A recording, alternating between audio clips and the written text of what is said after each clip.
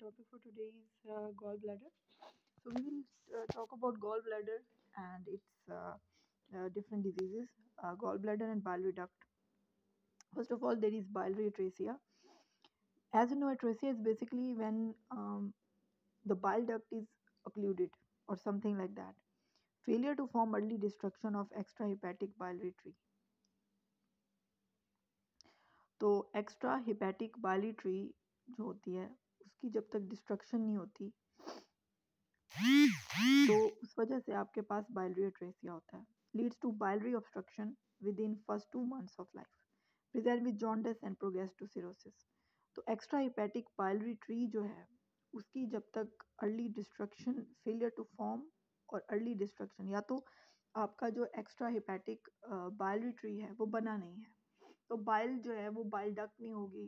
सारा जितना आपको पता है सिस्टम जिस तरीके से होता है वो पूरा एक सिस्टम होता है, ठीक है. हिपैटिक से आता है, उधर से पैंक्रियाज से आता है, तो एक फिर कॉमन बाइल डक्ट बनती है.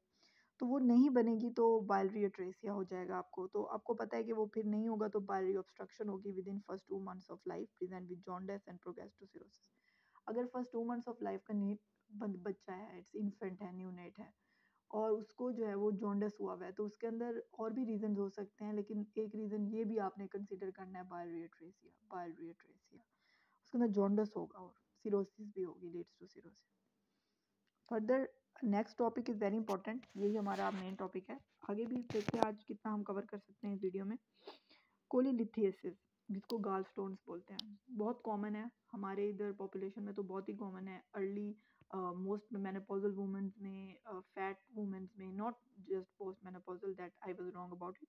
Actually middle age fat women are the basic, ये और मेल्स में भी होता है. तो फैट ना भी हो, अगर आपका जो है वो फैटी लिवर है या आपका फैट कंटेंट ज़्यादा है तो उनके अंदर होता है. अगर आप फैट ज़्यादा खाते हो, ऑयल ज़्यादा खाते हो. Solid round stones in gall bladder due to precipitation of cholesterol, basically cholesterol की वजह से होता है. और बिलीरुबिन स्टोन, दो तरह के स्टोन्स होते हैं, या तो कोलेस्ट्रॉल स्टोन्स होते हैं, बिलीरुबिन स्टोन्स होते हैं in the bile. Arises with super saturation of cholesterol और बिलीरुबिन. आपका जो कोलेस्ट्रॉल है या जो आपका बिलीरुबिन है उसकी सुपर सेचुरेशन हो गई है, यानी कि वो सुपर सेचुरेट हो गया, सुपर सेचुरेशन हो गई उसकी. डिक्रीज्ड फॉस्फोलिपिड्स और बाइल एसिड्स. उसके अलावा फिर दूसरी चीज़ क्या हो गई है, डिक्रीज्ड फॉस्फोलिपिड्स और बाइल एसिड्स. डिक्रीज्ड फॉस्फोलिपिड्स यानी कि आपका जो लेसिथिन है, फॉस्फोलिपिड्स जो हैं उनका लेवल कम हो गया है, और बाइल एसिड्स, ठीक है, उनका लेवल भी कम हो गया है. और तीसरा स्टेसिस है. स्टेसिस का मतलब ये है कि वो रुक गया उधर एक जगह पे, आगे नहीं मूव हो रहा. सुपर सेचुरेशन, कोलेस्ट्रॉल और बिलीरुबिन बहुत ज़्यादा हो गया. फॉस्फोलिपिड्स और बाइल एसिड्स कम हो गए हैं, जिन्होंने उनको जो है वो काइंड ऑफ वो कराना है, डिग्रेड करना है. और तीसरा स्टेसिस. ये इटियोलॉजी समझ आ गई इसकी. चलेंगे, ये पैथोजेनेसिस है basically. Cholesterol stones are the most common type, especially in west, ठीक है. Usually radiolucent, 10% of radiopaque due to associated calcium. Radiolucent होते हैं. रिस्क फैक्टर अब आ गए, इंक्लूड एज 40s में बहुत ज़्यादा होता है. Oestrogen, female gender, obesity, multiple pregnancies and oral contraceptives. तो अगर आप जो है वो फीमेल हैं और आप जो है वो एस्ट्रोजन ले रहे हैं आप ज़्यादा, ठीक है, एस्ट्रोजन जैसे कि ओरल कॉन्ट्रासेप्टिव्स के अंदर एस्ट्रोजन होती है, तो वो लेने से भी आपको हो सकता है. फीमेल जेंडर के अंदर ज़्यादा है, ओबेसिटी है, अगर आप में मल्टीपल प्रेगनेंसीज हैं या ओरल कॉन्ट्रासेप्टिव्स हैं. और उसके बाद है क्लोफीब्रेट, एक ड्रग है, वो लेने से होता है. अमेरिकन में बहुत ज़्यादा होता है. क्रोन डिजीज़ है, अगर अभी हमने पीछे पढ़ के आए क्रोन डिजीज़ और अल्सरेटिव कोलाइटिस हम पढ़ के आए. तो क्रोन डिजीज़ के अंदर भी आपके बेसिकली अल्सर्स बन जाते हैं आपके आपके जीआईटी के अंदर. और क्रोन डिजीज़ में माउथ से लेके एनस तक कहीं भी बन सकते हैं, ठीक है. और मोस्ट प्रोबेबली मोस्ट कॉमन, जैसे कि अल्सरेटिव कोलाइटिस जो था वो जो है वो रेक्टम में सबसे ज़्यादा होता है. तो ये रेक्टम में नहीं होते, बाकी और जगहों पे इलियम में सबसे ज़्यादा होते हैं क्रोन्स डिजीज़. तो अल्सर्स बन जाते हैं और उसके अंदर जो है वो पिप्यूल्स बन जाते हैं इस तरह का, ठीक है, अल्सर्स बन जाते हैं. तो क्रोन्स डिजीज़ के अंदर भी हो सकता है. और सिरोसिस, सिरोसिस अगर आप जो है वो अल्कोहलिक हैं तो उनके अंदर भी हो सकता है। तो रिस्क फैक्टर्स में आपने लिखना है रिस्क फैक्टर्स 40 एस्ट्रोजन, जैसे कि एस्ट्रोजन की बात की जाए तो female gender, obesity, multiple pregnancies and oral contraceptive. फिर sorry clofibrate, Native American ethnicity and Crohn disease and cirrhosis.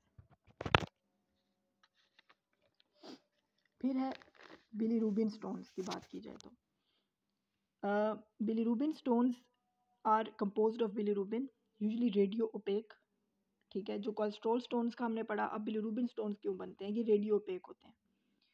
Risk factor include extra vascular hemolysis, increased bilirubin in bile. अगर आपका हिमोलिसिस हो रहा है, ब्लड जो है वो एक्स्ट्रा वेस्कुलरली हिमोलिसिस कर रहा है, ब्लड वेसल्स, ब्लड जो है वो टूट रहा है, blood cells, red blood cells, तो उसकी वजह से बिलीरुबिन रिलीज होगा।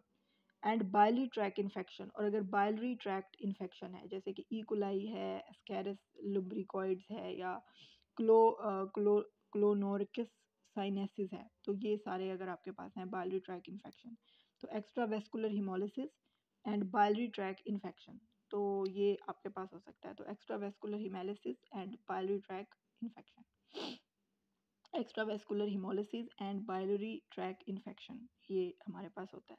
तो बाइलरी ट्रैक इन्फेक्शन कौन कौन से ऑर्गेनिजम्स करवा सकते हैं, E coli, Ascaris lumbricoides and Clonorchis sinensis. तो एस्केरिस लुम्ब्रिकॉइड्स, इकोलाई और क्लोनोरिकस साइनेसिस।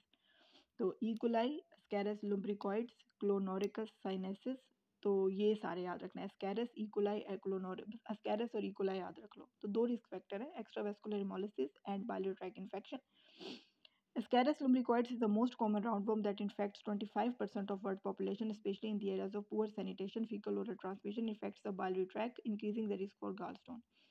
उसके अलावा साइनेसिस चाइना वगैरह में होती है। गाल स्टोन्स आर यूजुअली, अब गाल स्टोन्स के दो हमने पढ़ लिए, एक इसके बाइल स्टोन्स वाले होते हैं, एक इसके दूसरे होते हैं, ठीक है।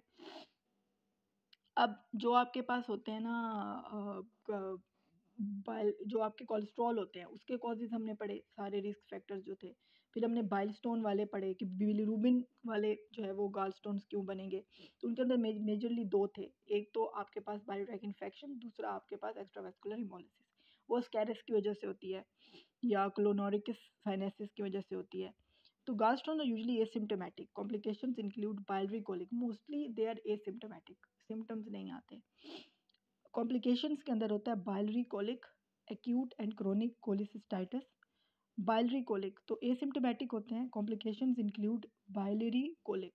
Biliary colic का मतलब होता है पेन होता है, colic पेन होता है biliary वाली जगह के ऊपर, biliary colic. Acute and chronic cholecystitis, आपको cholecystitis हो सकता है। cholecystitis का मतलब है gall bladder की infection. असेंडिंग कोलोनजाइटिस, कोलोनजाइटिस होगा नीचे चला जाएगा फुल। असेंडिंग कोलोनजाइटिस बेसिकली नीचे से ऊपर, ऊपर की तरफ जा रहा है कोलोनजाइटिस। गालस्टोन आइलियस एंड गॉल ब्लैडर कैंसर, तो इसकी जो है वो कॉम्प्लिकेशन याद रखनी है आपने। Biliary colic, acute and chronic cholecystitis, ascending cholangitis, gallstone ileus, gall bladder cancer. तो biliary colic, acute and chronic cholecystitis, ascending cholangitis, gallstone ileus and gallbladder cancer. I repeat them. तो बेसिकली गॉल ब्लैडर के इसके अंदर हमने यही पढ़ा है, ठीक है। दो तरह के स्टोन्स होते हैं, गॉल ब्लैडर वाले में कोलेस्ट्रॉल होते हैं, बिलीरुबिन वाले होते हैं। फिर इनके जो है वो प्रेसिपिटेशन कैसे होती है कि सुपर सैचुरेशन हो जाती है कोलेस्ट्रॉल और बिलीरुबिन की, बाइल एसिड्स का लेवल, लिपोफॉस्फोलिपिड्स का लेवल कम हो जाता है, और दूसरा आपके पास कम हो जाता है, स्टेसिस होती है। So these are solid round stones, ठीक है। नेक्स्ट टॉपिक आपका है biliary colic, waxing and waning right upper quadrant pain. Biliary colic वही होता है, अभी वही चलो आ गया कि आपको बहुत ही बुरा पेन होगा, वैक्सिंग एंड वेनिंग पेन होगा, राइट अपर क्वाड्रेंट पेन होता है, right upper quadrant pain, right upper quadrant pain, right upper quadrant pain. पहली बात, due to gall bladder contracting against the stone lodged in the cystic duct. जब cystic duct के अंदर कोई stone obstruct हो जाए तो गॉल ब्लैडर उसको निकालने के लिए कॉन्ट्रैक्ट हो रहा होता है, तो बहुत गंदा पेन होता है। Symptoms are relieved if stone passes. Common bile duct obstruction may result in acute pancreatitis और obstructive jaundice. तो common bile duct obstruction जो होती है, अब ये भी कोलीलिथियासिस भी इसकी एक है, वरना पैंक्रियाटाइटिस में भी हो सकती है, और आपके पास obstructive jaundice में भी। तो दो चीज़ें, obstructive jaundice, pancreatitis, obstructive jaundice, pancreatitis, obstructive jaundice, pancreatitis, waxing and waning pain in right upper quadrant due to gall bladder contracting against the stone lodged in cystic duct, relieved if stone passes. Common bile duct obstruction may result in acute pancreatitis and obstructive jaundice. अगली चीज़ है acute cholecystitis, acute inflammation of gall bladder wall. Basically cholecystitis में ये होता है कि acute inflammation होती है आपकी गॉल ब्लैडर वॉल की, आपकी जो गॉल ब्लैडर की वॉल है, ठीक है, वो आपके पास उसकी एक्यूट इन्फ्लेमेशन होती है, ठीक है। कोलिसिस्टाइटिस, एक्यूट कोलिसिस्टाइटिस जिसको बोलते हैं acute inflammation of gall bladder wall, acute cholecystitis, acute inflammation of gall bladder wall. अच्छा, अब आपके पास है एक्यूट कोलिसिस्टाइटिस, ये हम लोग देखते हैं कि इसमें क्या है। एक्यूट इन्फ्लेमेशन ऑफ, अब ये दोनों इंपॉर्टेंट टॉपिक्स हैं, हम लोग इकट्ठे आज की वीडियो में ही कवर नहीं करेंगे, ये हम कल की वीडियो में, अगली वीडियो में करेंगे। तो ये एक्यूट एंड क्रोनिक कोलिसिस्टाइटिस हम एक ही वीडियो में, और साथ में गॉल ब्लैडर कार्सिनोमा, ये हम एक वीडियो में कर लेते हैं। फिर अगली वीडियो में हम लोग जो है वो लिवर स्टार्ट कर देंगे। पैंक्रियाज और गॉल ब्लैडर हमारा ख़त्म हो जाएगा, फिर हमारा सिर्फ लिवर रह जाएगा, और लिवर की सारी जितनी भी कॉम्प्लिकेशंस है वो हम लोग जो है वो ट्राई टू 2-3 वीडियोज़ में कर लेंगे। Thank you.